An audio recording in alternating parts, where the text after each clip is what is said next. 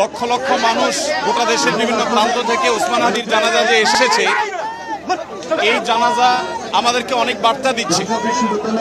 বাংলাদেশ তৃষ্ণার্ত পাখির মতো অপেক্ষা করছে এমন কিছু মানুষের, যে মানুষগুলো এদেশের স্বাধীনতা সার্বভৌমত্বের জন্য, ইনসাফ এবং ন্যায় বিচার প্রতিষ্ঠা করবার জন্য, জনগণের অধিকার আদায় করার জন্য নিজের সর্বোচ্চ শক্তিকে যারা আল্লাহর রাহে কোরবান করবে, এরকম কিছু তরুণের জন্য গোটা দেশের মানুষ অপেক্ষা করছে।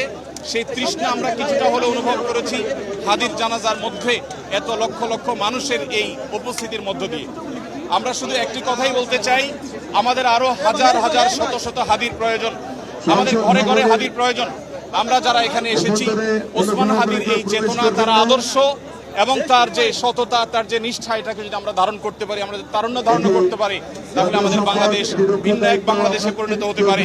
বিশ্বের মানচিত্রে আমাদের মাথা আমরা উঁচু করে দাঁড়াতে পারি। সেই প্রেরণা যেন আমাদের তরুণরা ধারণ করতে পারে।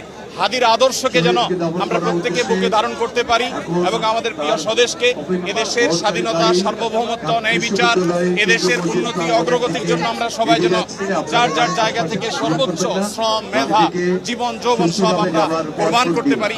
সেই শিক্ষা যেন আমরা ধারণ করতে পারি, এটাই হলো একমাত্র চাওয়া।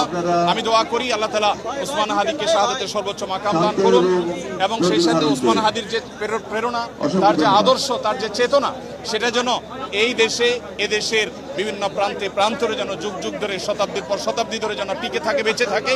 স্বাধীনতা সার্বভৌমত্বকে ধারণ করবার মতো তারুণ্য যেন আমাদেরকে আরো উজ্জীবিত করে, আরো অনুপ্রাণিত করে। আমরা আরো বহু ওসমান হাদি আল্লাহর কাছে কামনা করি এবং ওসমান হাদির জান্নাতবাসী হওয়ার জন্য আমরা দোয়া করি।